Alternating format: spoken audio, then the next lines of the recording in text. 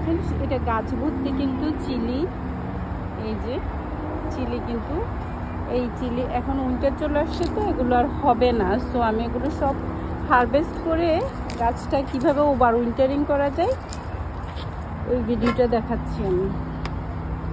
এই যে এখানে আরও চিলি আছে, অনেকগুলো চিলি।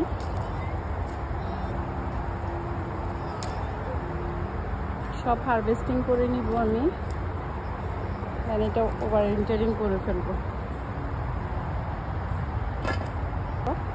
এই ব্রাঞ্চগুলো আমি এখন কেটে দিব।